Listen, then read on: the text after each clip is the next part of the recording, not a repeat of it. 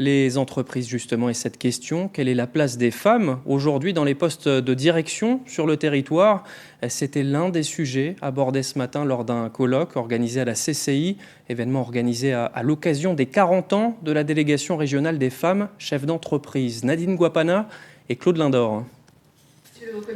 Des pionnières d'il y a 40 ans aux visionnaires d'aujourd'hui, de plus en plus de dirigeantes ont rejoint l'association des femmes chefs d'entreprise de Nouvelle-Calédonie, forte de 50 membres cette année.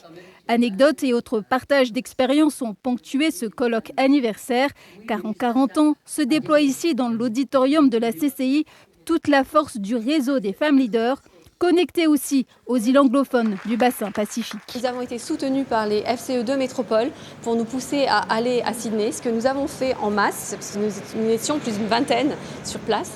Et ça nous a apporté beaucoup d'énergie de revoir toutes ces autres femmes complètement dynamiques, avec des activités qui fonctionnent très bien, des idées de business.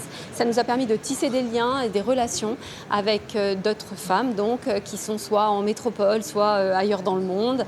Et pour certaines d'entre nous, nous avons élaboré des contacts d'affaires entre nous.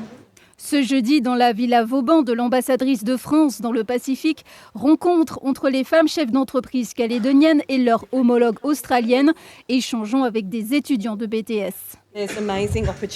C'est une chance incroyable de pouvoir échanger entre nous, l'Australie, la Nouvelle-Calédonie, pas seulement au niveau de la formation et des partenariats commerciaux. Nous souhaitons avoir des échanges plus riches qui nous permettent de mieux nous connaître.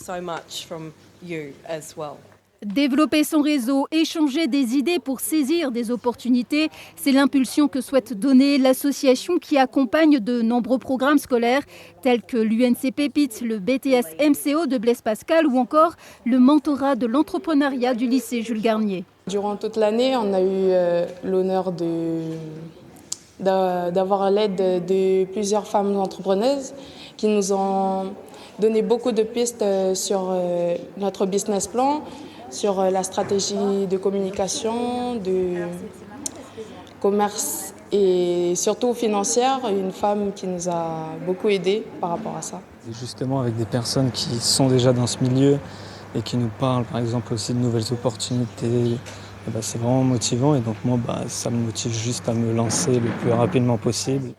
Patronnes de leurs entreprises, ces femmes se veulent être aussi des leaders dans la transmission des savoir-faire et être une entrepreneure calédonienne ancrée dans la région tout en restant ouvert au monde.